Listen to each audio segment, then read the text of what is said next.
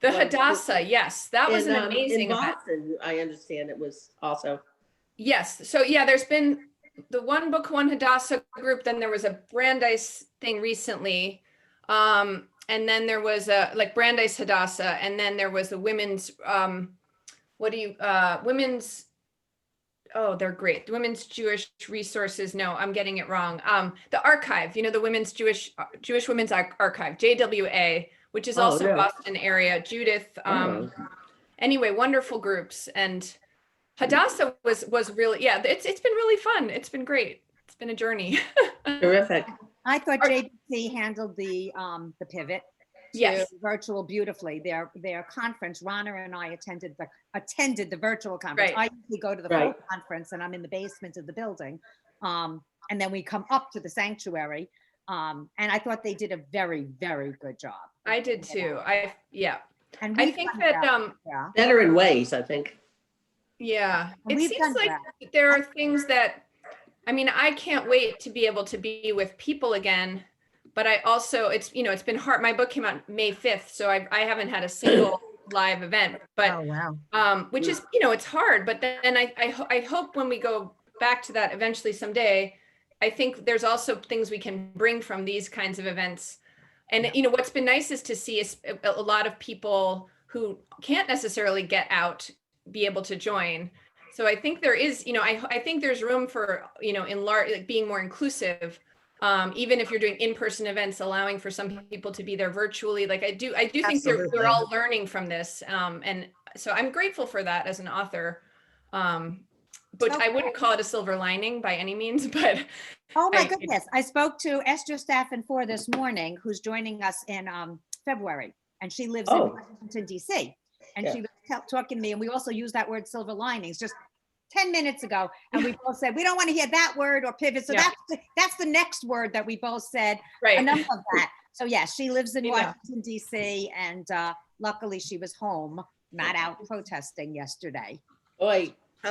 How is my light to you guys? Is it okay? Good. Yes. I like your very good. background. You did a great job with the bookshelf. You did. Okay. We No, see yeah, a few Rana. copies, Book of V framing your head. That's good. Yeah, it's actually well done. And Okay. I have the book right here. Great. So it's well done. I will say that. We've seen it all. So nicely set up. So you're comfortable talking? We're going to start in 2 minutes. Yeah, you know what? I just want to take a minute to review something, and then I'm going to just look down for a minute here. And Perfect. yeah. So Rana and Adrian. Rana, I will be seeing you, I guess, with Jan Eliasberg for the author breakfast. Yes, of course. For that one? Okay. Because I spoke with her 2 days ago, I think. Mm-hmm. What a delightful woman. Oh my gosh. I don't know if you've read the book, but you're going to be doing a bar for that. Of course, yeah. I like that book. It's historical fiction. I really did. Hannah's War. Hannah's War by Jan Eliasberg. It's at the JCC now. The book. Good. Okay, I can get it then. I liked it very, very much. And she was delightful. Actually, so far, almost everyone's been delightful. Well, the one, and we'll see. We have Cameron Douglas coming up in a week and a half. Oh, I saw that. Yeah. Interesting. Should be interesting. That's all I'll say about that.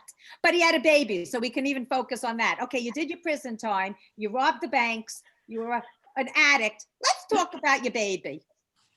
Okay. All right. Because that's where he wants to go. But I think we'll have a lovely audience today. Adrian, thanks for all you do. Oh, my pleasure. Thank you, Elise. It's always a pleasure. Thank you both, Rana and Elise. It's always wonderful. Adrian's the best cheerleader ever for the temple.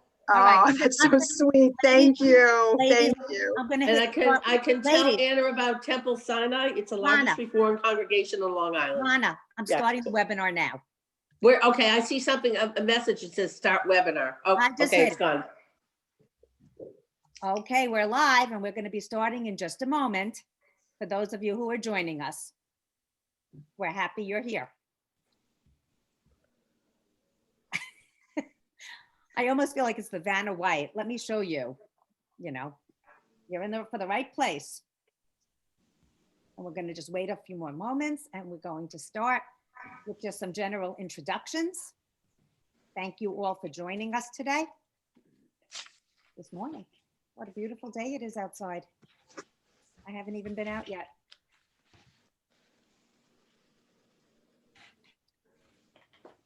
Okay, well, I'm going to just start talking, and we are lucky enough to have people with us joining us today virtually. So here we go. Good morning, everyone. Happy and healthy New Year, with the emphasis on healthy, but let's not forget the happy too. I'm so glad to see you all virtually. My name's Elise Ingber, and I'm the Director of the Arts at the Jacobson JCC. We're thrilled that we can bring you this program, part of the Linda and Gerald Marsden Partners with the Community, and you can join us today. Thanks to the Jewish Book Council for helping us bring this presentation. Please support our author and purchase her book.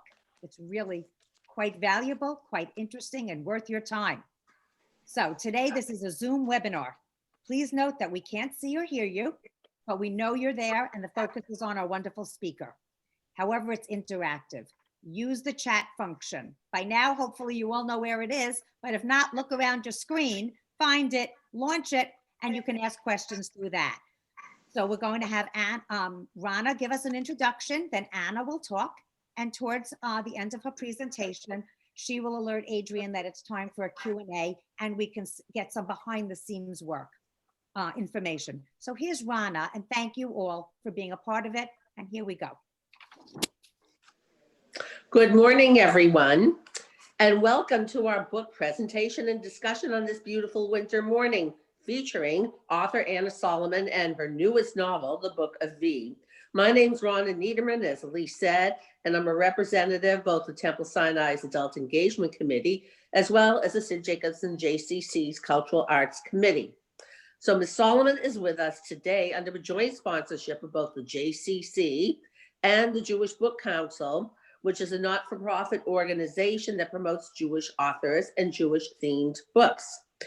Temple Sinai also welcomes everyone on behalf of our Friend of a Friend group or sisterhood, along with Adult Engagement. Now, about our author who has so graciously agreed to meet with all of us in Zoom land. Anna Solomon is the author of 3 novels, The Little Bride, published in 2011, and it's about an orphaned Jewish girl from Russia's Pale Settlement who goes to a North Dakota farm to become a mail-order bride. Next, Anna in 2016 wrote Leaving Lucy Pear, about a baby who has been abandoned in a pear orchard. And finally, today's novel that we're going to hear about in a minute, The Book of V, was released just months ago in 2020. And as we will hear in a few moments, it relates the personal stories of 3 distinct women from 3 separate time eras.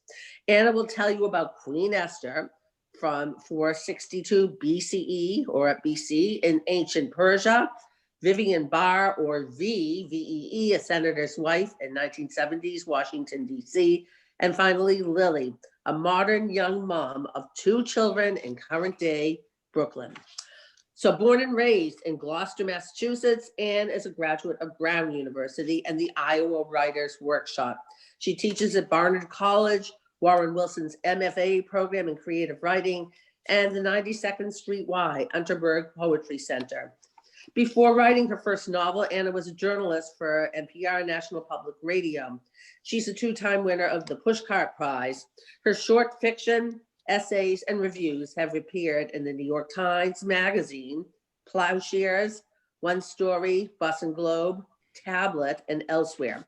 She has received many awards from McDowell, Yaddo Breadloaf, and the Rhode Island State Council for the Arts, as well as a Missouri Review.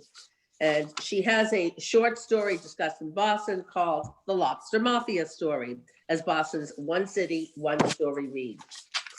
Anna is co-editor, interestingly, with Eleanor Henderson of a book called Labor Day, True Birth Stories by Today's Best Women Writers. And despite her Boston roots, Anna resides mostly in Brooklyn, New York, with her husband and 2 children, though I learned through her pandemic experiences that she has been in her family home in Cape Ann, Mass, and Gloucester, where she was raised. So before I turn the screen over to Anna, I'd ask you all, as Elise did, to please buy a copy of The Book of V, available through Amazon. You'll see that in the chat function. And also, please think of questions that you can ask as you are inspired to ask, but at the end, inspired by her presentation.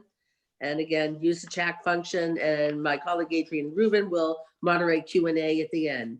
So now, without further ado, please welcome Anna Solomon to Temple Sinai. Thank you. Thank you so much, Rana. That was a beautiful introduction. I'm really grateful. And so grateful to be with all of you here today.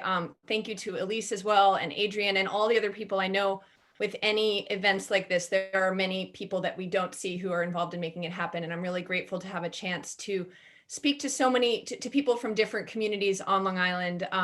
This is it's a real treat. So I'm really glad to be here. So as Rana said a little bit, I just want to, before I sort of get into some of the nitty gritty, give you an overview of what the book is about. It's a book that weaves together the stories of three very different women over three very different time periods. We have Lily Rubenstein, who is a mother of two in contemporary, now it's not so, in 2016 Brooklyn, who's sort of wrestling with, who's given up her career, and sometimes it feels a lot more to raise her two kids. We have Vivian Barr, or V, as Rana mentioned, who is a US senator's wife in 1973, so Watergate era Washington, D.C., who is sort of faced with a decision about whether to really humiliate herself in her home or kind of end the life that she has known and be kind of banished, much like Vashti is from the Book of Esther. And then we have a teenage Esther in 462 BCE, who's different in many ways from the Esther that we have come to think we know through our Purim celebrations, and who does everything in her power not to become queen. So as the book proceeds, and these stories continue weaving together, they eventually converge in the present day. You see that even though the specific challenges that each woman faces are obviously very, very different, that the questions that they're struggling with around power, around desire, around friendship, marriage, you name it, that they have so much more in common than they do that's different. So just to give you that's sort of a broad overview, and now I'm going to kind of get into how I came to write the book and some of, especially the research that went into it and a lot of what I learned along the way. The seeds of the book started kind of unbeknownst to me in my childhood. At Purim celebrations, I am in Gloucester, Massachusetts right now, where I grew up, a very small Jewish congregation, and Purim celebrations were mostly confusing to a young kid. It's like very different from any other holiday, really wild. The adults all seemed really happy. In retrospect, maybe that was because they were a little bit drunk. I don't know. And the one thing that I think stood out is very, very clear to me as a young girl was that no one wanted to be Vashti. She was usually dressed up, whoever was playing her in the spiel might be dressed up like a prostitute or sometimes like a leper. And then she was banished. So she was gone for the rest of it. And so, if you were a young girl, you wanted to be Esther. That was very clear. You wanted to be beautiful. You wanted to be good. You wanted to be brave. You wanted to be the hero of the story. But some part of me just sort of wondered about that. Like, what more is there to this story than I'm getting? And I didn't know, of course, that I wasn't the first person to think this. I knew nothing about Talmud. I knew nothing about Midrash. I didn't know that rabbis had been, arguing for hundreds of years about this, all the stories, but this one in particular as well, and that their judgments varied really widely. That some of them did indeed say, well, Vashti was a leper. Vashti was wanton. She was a prostitute. Vashti was an anti-Semite, went one of the stories. She forced her Jewish servants to work naked on the Sabbath, according to one of these. Others said Ahasuerus was wrong for having banished her. One said he regretted his behavior. When he's told in this particular midrash, this sort of retelling, when he's told that he killed her, he asks why. And upon learning that he commanded her to appear naked and that she refused, he responds, I did not act nicely. So rabbis weren't the only ones who wondered about Vashti. In the Woman's Bible, which was a book I didn't discover till a long time later, which was edited actually by the suffragist that many of us have probably heard of, Elizabeth Cady Stanton, and published in 1895, A section devoted to Vashti includes these lines from a poem by Lord Alfred Tennyson. O Vashti, noble Vashti, summoned forth, she kept her state and left the drunken king to brawl in Shushan underneath his palms. There is also in that same, in the Woman's Bible, which is a really interesting book to check out, by the way, because it does what it sounds like. It takes all these different women from the Bible whose stories have kind of been overlooked or at least not fully explored, and allows people to write further into them. But there's also a section that's a very, sort of forceful vindication of Vashti by a woman named Lucinda B. Chandler, who writes, Vashti is conspicuous as the first woman recorded whose self-respect and courage enabled her to act contrary to the will of her husband. She was the first woman who dared. But a century later, where I was growing up in Gloucester, Massachusetts, in a conservative, if egalitarian-leaning congregation, I, of course, had heard nothing of Vashti's redemption. This was in the 1980s, when, on the heels of the second wave women's movement, a generation of Jewish feminists were, again, unbeknownst to me at that time, engaged in the same type of Old Testament excavation work that Stanton and her fellow writers had undertaken 100 years before. These are writers like Merle Feld, Judith Plaskow. They were writing poems, they were writing prayers, they were writing essays, some were writing manifestos, all of them kind of re-envisioning the old stories through a feminist lens. One of my very favorite poems from this period is Enid Dame's Lilith, which begins like this. Kicked myself out of paradise, left a hole in the morning, no note, no goodbye. The poem goes on to transform Adam's folkloric first wife, who of course has been maligned for centuries as a baby-eating she-demon, into a woman in late 20th century New Jersey who works, takes art lessons, and lives with a cab driver. It's really a fantastic poem. I recommend that you look it up. But, I wouldn't discover Dame's liberated Lilith for a couple more decades. But I did experience as a young girl sort of the ripple effects of the movement out of which they were born. In 1982, when I was 5, my mother became the first woman president of our synagogue. And in the years to come, like women all over the country, she would help start a Rosh Chodesh group to honor the new moon and the divine feminine, or Shekinah. I went to none of this, of course, because I was at an age when almost any kind of behavior by middle-aged women embarrassed me. Let alone middle-aged women singing in a circle on the beach at night. But I was also coming of age in a moment that really, I think, deluded many young women into conceiving of ourselves as really living in a post-feminist world, a world in which equality had already been won. We could get on with our lives. We no longer needed it. In the 1990s, feminism, even in progressive circles, was decidedly uncool. And when it was talked about, it was couched in history or theory, something that we sort of no longer had a need for. But it was in the middle of that same kind of over it decade, during my freshman year of college at Brown in Rhode Island, that I discovered an act of Midrash that had a really big impact on me. I was studying Othello in a Shakespeare class and trying to come up for an idea for a third paper about this one play. Of course, as an 18-year-old, I thought, what more could possibly be said about this one play? When I discovered this other play written by Paula Vogel, who happens also to be Jewish, actually, called Desdemona, a play about a handkerchief. So in this play, Othello does not appear once, neither does Iago or Cassio. The main stage in Vogel's production is a back room of the palace where men do not go, but where Desdemona, Emilia, and Bianca, who are the play's only characters, play out a series of scenes that challenge really almost everything that Shakespeare's original play has told us about them. So, what wasn't said before is now shouted, what was absent takes center stage.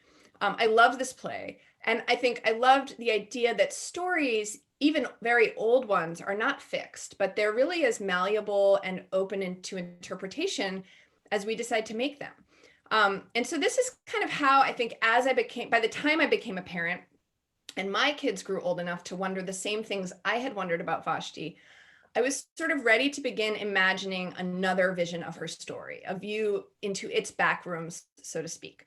And so the Book of V started to take shape from there. It started with Vashti, but it became much larger. And so, and as I described it, it goes, I kind of have this Vashti-like character in the 70s, and then this little bit Esther-ish character in the contemporary times, Lily, and then the original Esther, and eventually Vashti, but I won't give that away in ancient Persia. I want to read very briefly from the very opening of the book, where you see Lily Rubenstein, my mother of two, reading to her daughters from a book that is very much like the one I was given to my kids. Close the book now. Close it. Look, the story's simple. Persia, once upon a time. King banishes queen. Queen refuses to come to his party and parade in front of his friends. Naked is what most people think he wanted, and he sends her away or has her killed. No one knows. She's gone. Vashti this is. Her name's Vashti. You know this. And then the king gets sad and wants another wife, so he calls for all the maidens to come and win his affections. A maiden? A maiden is a girl or a woman who isn't married. Kind of, right. And the maidens come and put on lots of makeup and smelly oils. But when it's time for the beauty pageant, the king chooses the maiden who doesn't try too hard, the one with just a dab of lipstick or whatever they used. Esther. She also happens to be Jewish, though she doesn't mention that. She's very pretty, yes. No, she's not a princess. She's an orphan with an uncle who looks out for her. But then this uncle also gets her into trouble because he refuses to bow down to the king's minister. And the minister gets mad, really mad, and decides it's time to kill all the Jews. And then things get kind of messy. But the details aren't that important, and most of them contradict each other anyway, which is why I'm tired of reading you this book and why we're going to put it away for a while. I know you like it, but I need a break. Okay, so the new queen winds up being really brave and going to the king without his permission, which is a big no-no. And the new queen asks the king to save her people, and then the king, even though a few minutes before he was fine with having all the Jews killed, gets really mad at his minister and has him killed instead. Also, he thinks his minister might like his wife like daddy likes mommy, so that makes him kill him too. But I can see this isn't making sense. That's why we're done with this book. It's not simple at all. I don't know why I called it simple, and twice a day for a month is too much. It just is, and we're done. Really, all you need to know, and all anyone ever remembers anyway, is that the second queen, Esther, is the hero. Lily tosses the book out of the girl's bedroom into the hallway. It's a children's book, the biblical story dumbed down, but still it's convoluted, full of plot holes and inconsistencies. After they're asleep, she'll drop it in the recycling bin, and then later, admitting to herself that it won't be recycled, she'll shove it deep in the kitchen trash. Her husband may or may not be home by then. He is deputy director of programs for Rwanda at a major humanitarian aid organization. She is his second wife. So tomorrow, girls, ushering her daughters into their bunk beds, I'm going to learn to sew so I can make your costumes for the Purim Carnival. Remember, we dress up like the characters, and then they act out the story, and everyone boos at the bad minister and cheers for Esther. I don't know what happened to Vashti. The book doesn't say. No one knows. Heads on pillows. If you don't want to be Esther, tell me in the morning. Otherwise, you'll be Esther like all the other girls. Good night, sweet dreams. No more words tonight. Love you to the moon and back. Eyes closed, mouths closed. Stop talking now. Good night. Like for Lily, that book drove me a little bit crazy, but it also drove me back to the book of Esther again and to my questions about Vashti. And that's when I really started doing research and digging into what others had written about her and into the tradition of Midrashim more generally. I met with my rabbi, Rachel Timoner. This is at Congregation Beth Elohim in Park Slope in Brooklyn, who was kind enough not to laugh at how little I knew, and who pointed me toward more writing still and really taught me sort of how to go about doing this kind of research. I loved especially the stories that had no basis in the original book of Esther, but which someone somehow had made up, like the one I mentioned before about Vashti being a servant-beating anti-Semite, or another that described Haman's daughter, who's never mentioned, of course, in the original book of Esther, on a roof during the parade and thinking her father, Mordecai, dumps a bucket of feces on her father's head. Crazy moment. Like, how did somebody come up with this? Who was a rabbi, nonetheless. It wasn't like a contemporary fiction writer. I also continued to listen to my children's questions, not only about Vashti, but about the other characters too. Like, does Esther even want to become queen? That one had a strong influence on me as I plotted and wrote. And I spent a lot of time with the JPS Bible commentary on Esther, which is written by Adele Berlin, a really extraordinary scholar, who argues that the book of Esther was never intended to be read as historical record, but as comedy. Excuse me for a moment. And the more I read, and grasped the humor in the Book of Esther, the more fascinated by it I became. Who had written it and when? No one knew for sure, as it turned out, just like no one knew what happened to Vashti after she was banished. I mean, there some people feel that it could have been written by Greeks. There's a huge range of possibilities. And to me, as a fiction writer, there's little that's more exciting than a well-known story about which almost nothing is actually known. And so I continued as I researched and wrote the Book of V to sort of attempt to fill in the gaps. And I realized that as interested as I was in what happened to Vashti after her banishment, I also wanted to know who she was before it. If, as is commonly accepted, she was the daughter of the Babylonian king Belshazzar, and if on the night her father was killed, she was sort of given in a rush to Ahasuerus, who was a mere steward in her father's kingdom, then wasn't she from the very beginning kind of above him? More royal in some essential way than he could ever hope to be. Ahasuerus has, So what if Vashti, wherever she wound up, could read and write, let's say, or what if she had a different kind of power, one that saved her and maybe others too? What if, and so on, these kinds of questions. I'm going to read again, even much more briefly from, so you can kind of meet my Vashti character, Vivian Barr. Again, this is 1973, Washington, D.C. At a party, which turns out to go in many ways like the party in the Book of Esther, but this is just the very beginning of it. The senator and his wife preside at the top of their front steps in the weirdly warm November air, kissing and shaking, directing, men downstairs, women up.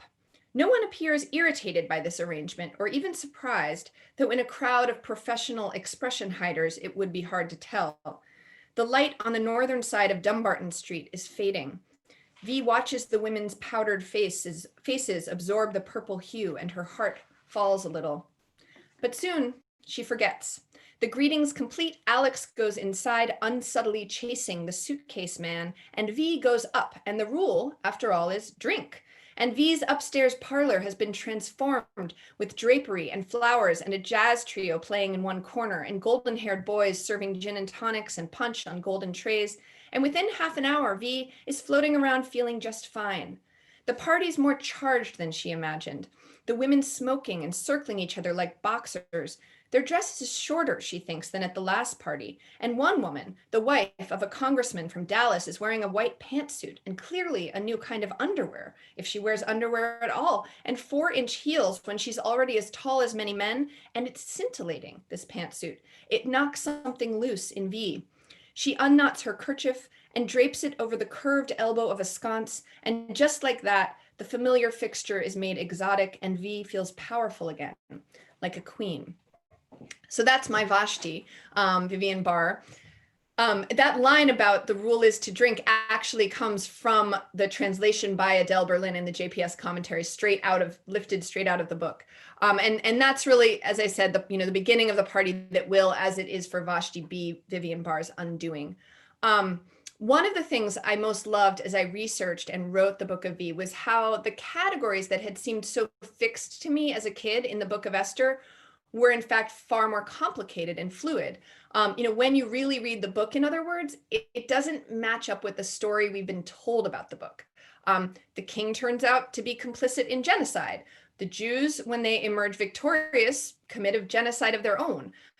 Esther turns out to be a concubine, and Vashti turns out to make what is a pretty virtuous decision. So in the Book of V, I kind of play around with the idea of categories themselves. Do any of us fit neatly into a label? And whom do the labels serve? And what happens in particular when it comes to stories about women, when women become the narrators of our own experiences? Might we capture the complexity of our lives in a way that tells a truer story? One of the lines in the book that readers quote most often is, the type of woman you imagine yourself becoming does not exist. And I think one reason readers find that so resonant is that for many of us, we feel from the time we're very young, a lot of pressure, whether it's from our mothers or our grandmothers or from our congregations or from movies or from Instagram or from the Bible. we're told that there are certain ways we should behave and others we shouldn't. You should stay at home and be a wife and mother, or no, you should not do that. You're only a free, independent woman if you choose to work outside the home, or you must breastfeed, or you shouldn't breastfeed, or you should or you shouldn't wear makeup, or you can't call yourself a feminist if you fill in the blank, right? There's so many different, and this is still going on constantly. I can tell you.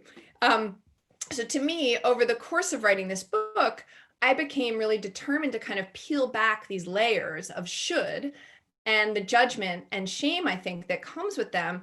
And in that spirit, really point us away from competition and toward connection.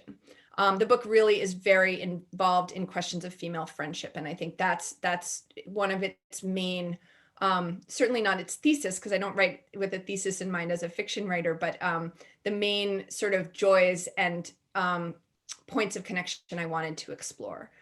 So before I take questions, we're almost there. I wanted to end by just giving you a little taste of Esther. This is just before she goes for the first time to the king, before the pageant that, as we've come to know it, in our Purim celebrations. Okay. She is in the bath when the girls are called. A procession, she's told, a parade before the king, and instantly the number of days she has painstakingly stored is yanked from her mind like a thread. 120, what? It doesn't matter now, she tells herself as she is wrapped and shoved toward the oiling room. Tonight she will fail to become queen, and tomorrow she will be released. Jostling for space in the dressing room now, she slips on her aunt's prized muslin. Other girls laugh, prompting eunuchs to rush over and strip the cloth off her. Esther waits, naked, for whatever robe or dress they'll bring, trying to ignore the battles around her over powders and combs and who will walk first and who last. The smell of balms and oils and cinnabar mixes with the frenzy and heat to produce an overpowering stench. She breathes through her mouth and looks for Lara. Lara is her friend. And Baraz, where is he? Other eunuchs return to wrap her in a white silk robe. They tie the robe with a gold sash and push a brush into Esther's hand. Her hair is grown out past her shoulders now, a thick, ink-colored curtain that months ago overcame her chop job. She ties it back with a leather string and abandons the brush on a nearby table. Every surface is covered in brushes and paints and pots, and somewhere, probably, the pomegranate paste she carried with her that first day. There is enough coal and cinnabar in the room to paint the girls inside and out every day for the rest of their lives. But thankfully, Mona and the eunuchs are overwhelmed now, too busy to notice Esther and force her, so she will go before the king as she hoped to go, in her bare face. So there is Esther headed toward her fate. I'm going to end now and pass this on to Adrienne, who's going to moderate questions. Thank you so much. Hi, Anna. Thank you so much for that fascinating, insight into the Book of V and your excellent readings from all characters' perspectives, which is a joy to hear. We do have a couple of questions so far, and I would encourage our attendees to please submit more in the chat if you have questions. I'm going to start with, how and why did you focus on the 3 time periods to present your 3 different main characters? Great question. So I think that I'll start in the middle, kind of with 1973. I knew that I've always been fascinated by the 70s. I think both because it's the decade in which I was born, but therefore, was incredibly formative for me, but also one that my knowledge of is only myth, in the sense that I wasn't, really conscious yet. And so, and in particular, I wanted to capture this moment early in sort of in the middle of the second wave women's movement, where certainly some women, especially like Vivian Barr, who's been of this certain world, kind of Washington royalty, coming down from these lines of senators and governors, et cetera, find themselves facing this, what feels a little bit like a fork in the road. Are they going to continue fulfilling everybody's expectations of them? And for her, the one that she struggles with the most is that it turns out she doesn't really want to have kids. Or is she going to go in a different direction, which has also been presented to her, because a couple friends from college have brought her a couple times to a women's group, sort of a women's liberation group, where they talk about all sorts of things that she really, it's sort of fascinating to her and also terrifying. And I wanted to capture that kind of that mix and that ambivalence. And I chose 73 in particular because of the politics at the time, what was going on in terms of Nixon and Watergate, and the sense of kind of really licentiousness that was kind of filling the Capitol in that moment. And the ways in which it resonated, I think, in many ways with the time period that I was writing in when I was writing the book, our current time period. And so I chose to place it there for that reason. And then 2016, because, I started the book probably late 2015. I wanted very much for Lily, it was important that her story is pre-2016 election, because you can see that there's a certain amount of naivete on the part of her and other characters in that time. And also that, what I was talking to in the talk about the kind of ways in which I think it really, up until the 2016 election, we were still in that kind of state of naivete around feminism, or feminism was still kind of taking a back seat. And I think we've all seen in the last few years on many, many levels, this kind of eruption of feminist ideas and language into kind of popular culture again. And so I wanted to capture the moment before that had happened.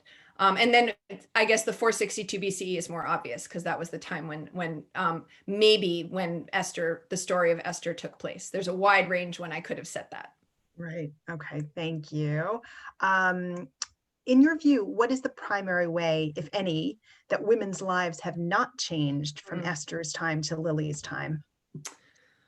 Yeah, and I'm glad you said in your view, because obviously I can't speak for all women, but I do think that, one of the things that I think some readers have pointed out, and I think it's very true, is that the challenges that, my characters face become more and more internal, or more obviously internal. So that whereas Esther is actually like imprisoned in a sense, physically, like her body, and then Vivian Barr is also subject to things being done to her body that she doesn't want, but she has a lot more agency and can make more choices in her life, and does make those choices eventually.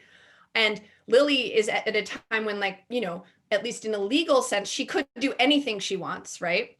So there's this sort of external freedom that's been gained, and legal freedom. But what you see is that so much of what I almost call self-talk, or her relationship to herself, which has come through the stories that she's been told from her mother and from others, is full of conflict and a feeling that she is somehow not matching up with what she should be doing and who she should be, and that she can never quite do enough. And I think that is, and that she on some level still doesn't feel fully free. And I think that is in some ways the thing that connects them all the most. Yeah, that makes sense. I had in my notes about sort of failed expectations, whether it's self-imposed expectations or, even a self-assessment of what those expectations are. All right, so we have some questions in the Q&A and some in chat. So I'm going to attempt to ask these in order, with my apologies to our participants if I get a little bit out of order. Even though V stands for Vashti, and also Vivian, is it a play on vagina, truly symbolic for us as women? You may or may not be surprised to find out that I get this question at almost every event, which I bet you do.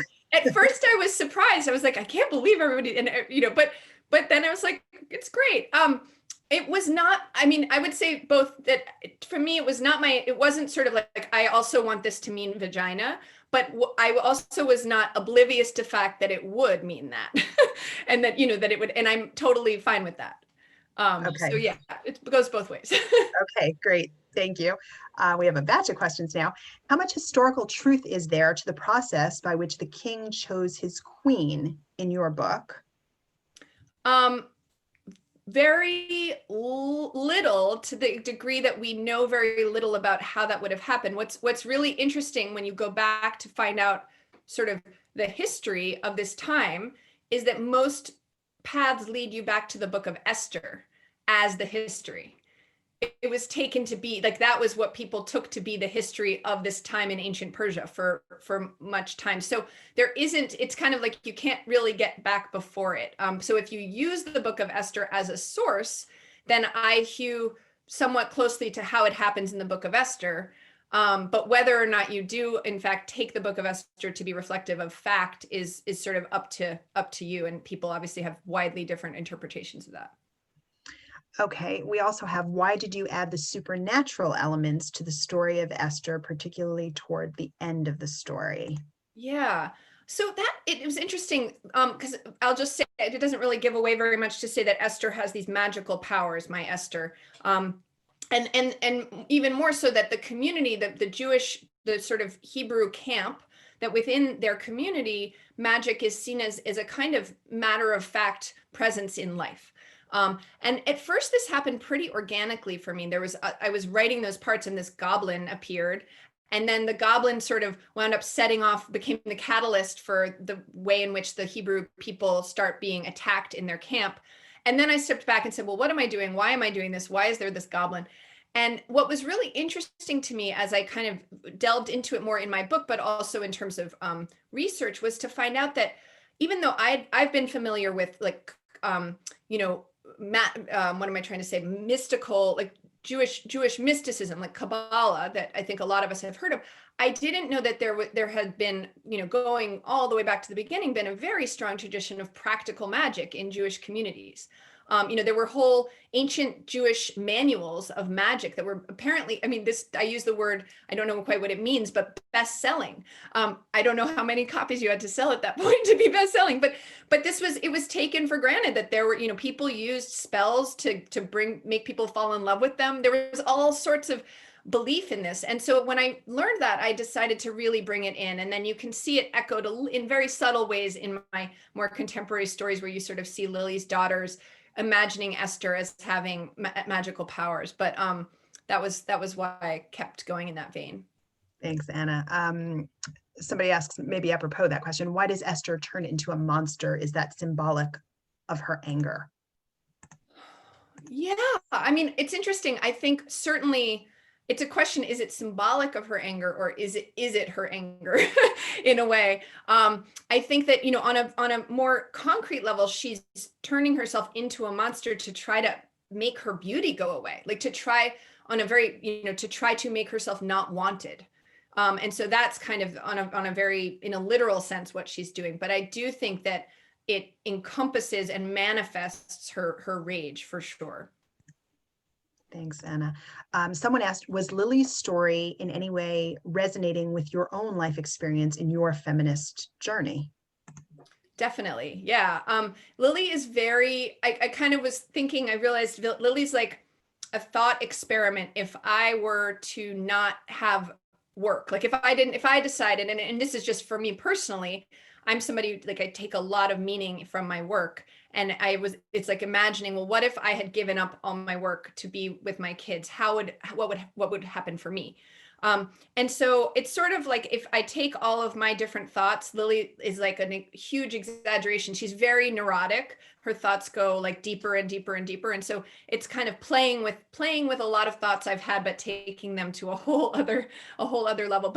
And certainly on this sort of, you know, face of it, I have more in common with her than I have with a lot of characters I've written, in the sense, you know, I have 2 kids. I've been raising them in Brooklyn. My husband also works at a nonprofit, all of these pieces. But I think I wouldn't say on a deep, like, personality level that we have that much in common. Right. Which may be a good thing from what you just said. The fact that Lily wants to sew her children's costumes, is it significant of the internal battles we women feel wanting to do it all, that women should still do womanly things and still have careers, as her mother Ruth was able to do so much? Yeah, I mean, you know, sewing kind of runs throughout the book, and I really wanted to play with the ways in which its role in women's lives has changed so much over time, in terms of being something that women really, you know, even like my great grandmother was named Esther, and she was a professional seamstress. And then my grandmother, her daughter, you know, had to learn to sew just to actually like be able to do it. But felt very freed by the fact that she could buy clothes for her family. But she was the first one. She gave me a sew on the go kit, much like my character Vivian Barr's grandmother gave to her, which was a sort of like, well, you should be able to sew a button, right? Like, you don't need to do more than that, but you have to be able to do this. And then I think I've been very fascinated in my adulthood at seeing this kind of what I think of as like a retro DIY domestic goddess movement back to kind of holding up like, well, let's sew again, let's learn these older crafts. And I think it's very interesting. And I think it's, some people genuinely want to do it, but then you have somebody like Lily who's like, feels like she should do it, feels like she probably won't be any good at it. Here's her mother's voice saying like, you should not learn to sew. You don't have to learn to sew. Don't do this. You're, you know, like, and so, you know, feels all this mix, and feels also this mix of toward, initially is very critical of the women who do it. She comes in being very snarky about them, like, oh, these are just kind of like I was saying, oh, they're so retro and they blah, blah, blah. And then she comes to really see like, oh, but these people are being really kind to me and really helping me. So there's the kind of this evolution. And I wanted to explore that like, just like the person's asking, like all of those pieces and all of those conflicting messages and voices that are coming at a lot of us still. Thanks, Anna. You said in an earlier online interview that it took quite a while for you to research and write the Book of V. What are your future writing plans? Do you have another book in the works? And if so, can you give us a preview? I can say, so I got a little bit, I would not say a little bit, I got very waylaid because of this pandemic, as you might imagine. For my previous books, before the book came out, I was sort of solidly into a new one, because it takes a long time between when you finish up all the edits and then the book actually gets published. And this one, around February, I was starting to really dive into a new project. And then we know what happened. And then the book came out in May and I had not made much progress. And then sort of what was going on in the world really changed the ideas that I'd had. So I've had to kind of reset myself. And also for a lot of the year, I've had a lot less time to actually work, although that's starting to shift. I'm very grateful. Excuse me. All I can tell you for now is it's still quite nascent, but it seems like I may be writing a book that actually it's fully contemporary, but playing with actually the triangle between Abraham, Sarah, and Hagar in a way that may not even be recognizable to you as those three characters, but to me is. That sounds fantastic. We're going to have you back. If you're willing to come back, we're going to have to invite you back once that one is published. If I can write it, I will come. I Yes. would love to. No pressure. We're just waiting for you. Oh I'm teasing.